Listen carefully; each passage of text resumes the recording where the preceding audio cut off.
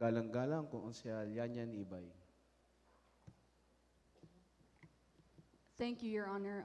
I just like to exercise my right, but to a personal and collective privilege. So, being the newest member here in the 12th City Council, I am so grateful because you all have welcomed me here and answered all my questions and queries. So, at the end of the day, all respect will be given to you guys. But this decision has been made after careful consideration and reflection on my principles and the direction that I believe is best for me and the community that I do serve as of the moment. So at the end of the day, I am committed to continuing to serve the interest of my constituents with integrity and dedication, despite this change in party affiliation. So with that being said, I'd like to manifest that I am resigning from the majority and would like to be part of the minority.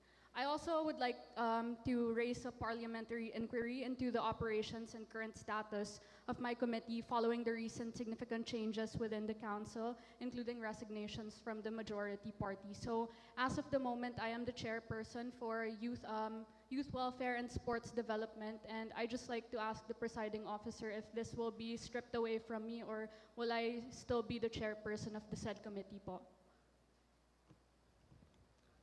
1 minute recess, declare by the chair. Resume. Councilor Yanyan, hanggang na dyan po yung committee na yan, sa inyo pa rin po yan. Okay po.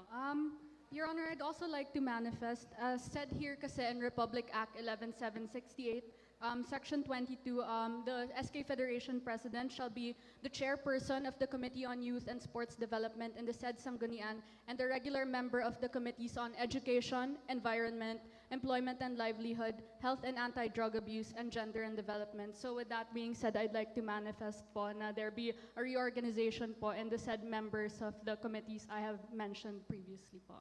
Thank you so much. 1 minute recess, declare by the chair. Jong.